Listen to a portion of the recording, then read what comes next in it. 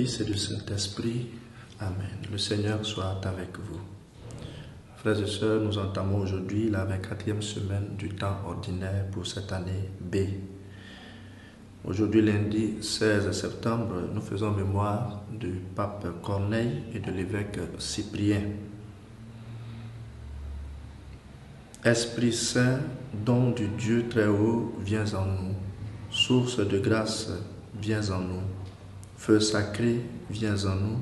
Onction spirituelle, viens en nous. Évangile de Jésus-Christ selon saint Luc. En ce temps-là, lorsque Jésus eut achevé de faire entendre au peuple toutes ces paroles, il entra dans Capharnaüm. Il y avait un centurion dont un esclave était malade et sur le point de mourir. Or, le centurion tenait beaucoup à lui.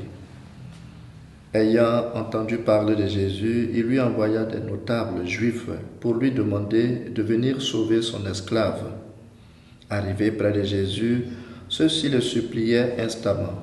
« Il mérite que tu lui accordes cela. Il aime notre nation.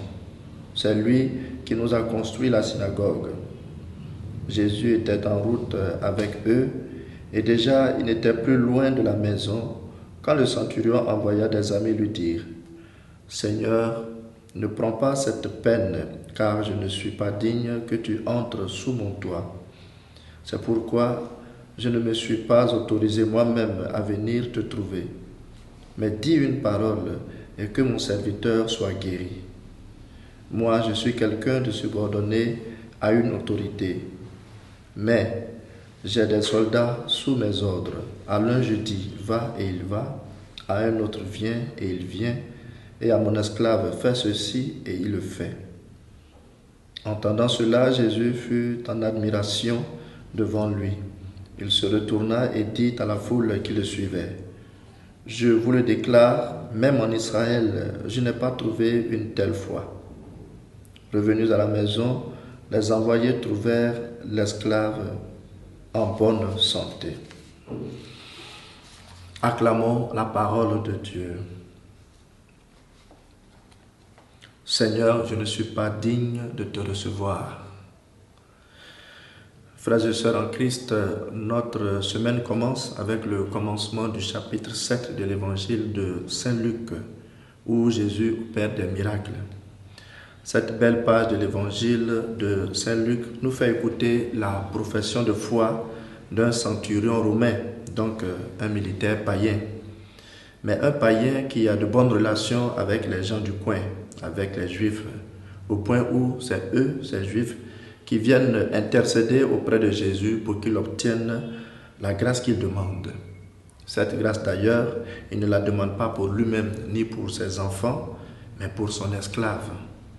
C'est un païen, mais au bon cœur. Non seulement il a bon cœur, mais il a aussi confiance en Jésus.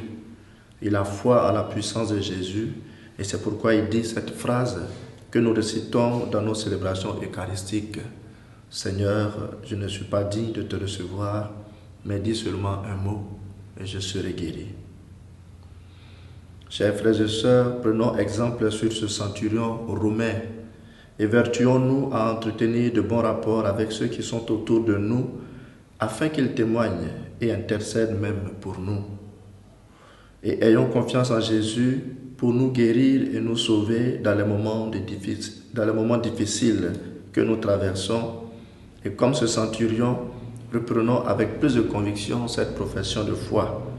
Dis seulement un mot et je serai guéri.